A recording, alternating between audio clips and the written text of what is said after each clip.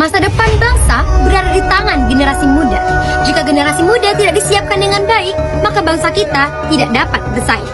Untuk menjadi negara yang bermartabat, maka remajanya lah yang harus terlibat.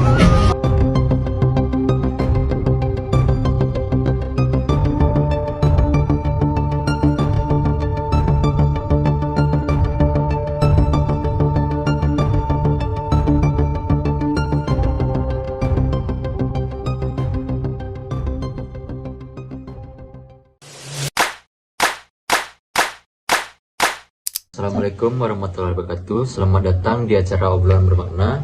Saya Zaki Ramadan sebagai host. Dan kali ini saya ingin membahas salah satu hal yang sangat penting untuk siswa kelas 10 sekarang, yaitu TKA.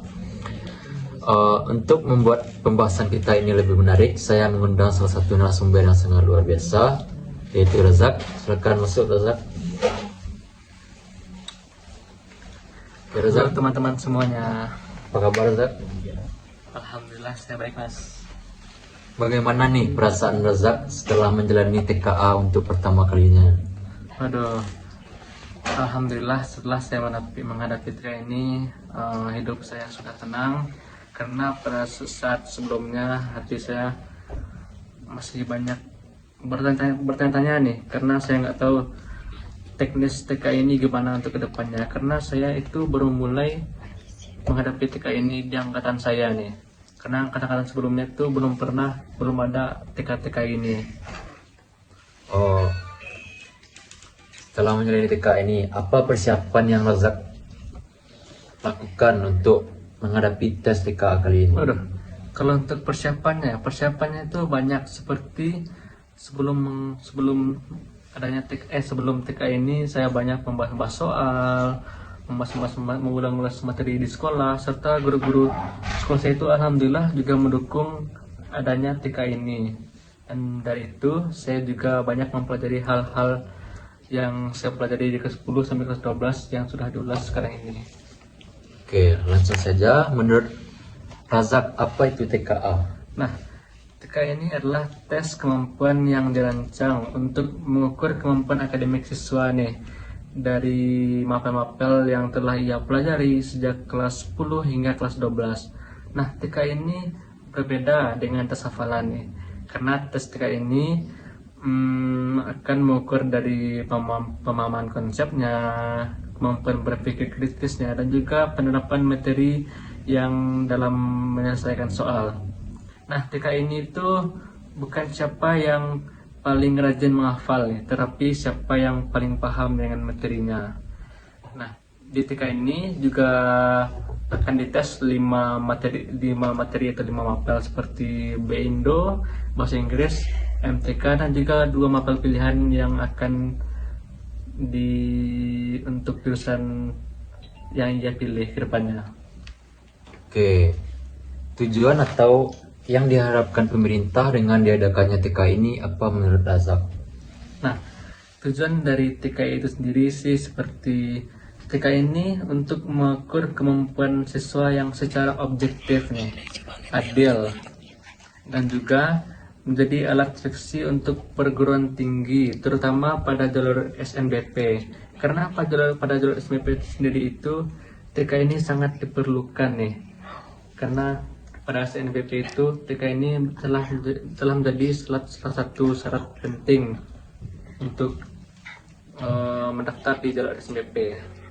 Oh, berarti dengan diadakannya TKA ini, nilai-nilai rapor yang dikumpulkan siswa dari kelas 10 sampai kelas 11 itu agak sia-sia ya, Razak? Bukan sia-sia tepatnya, tetapi nilai TKA ini akan memvalidasi nilai siswa-siswa tersebut dari kelas 10 hingga kelas 12. Apakah siswa-siswa tersebut dari hasil TKA ini apakah memuaskan atau tidaknya, maka akan dilihat dari hasil TKA tersebut. Nah, jika dari nilai rapor siswa tersebut tinggi, maka otomatis siswa tersebut harus mencapai di TKA itu setidaknya harus juga tinggi, harus banding dengan rapornya. Jika tidak, maka siswa tersebut dicurigai nilai tersebut dikatrol oleh guru-gurunya di SMA tersebut. Oke, kan Razak sudah menjalani tes nih. Menurut Razak sendiri, apa manfaat dari diadakannya TKA ini, Razak? Nah, untuk manfaatnya nih, pertama bisa melatih kemampuan siswa itu untuk berpikir kritis. Karena pada soal-soal TK ini biasanya nih siswa itu dituntut untuk menganalisis, bukan sekedar dengan jawaban cepat. Dan juga untuk kelebihan yang kedua itu bisa membantu siswa untuk mengenali kemampuannya diri sendiri. Dari hasil TK itu siswa bisa melihat mana yang sudah dikuasai dan mana yang masih perlu ditingkatkan. TK ini nggak kalah penting nih. TK itu bisa melatih siswa dalam menghadapi ujian dengan tekanan berpikir yang tinggi.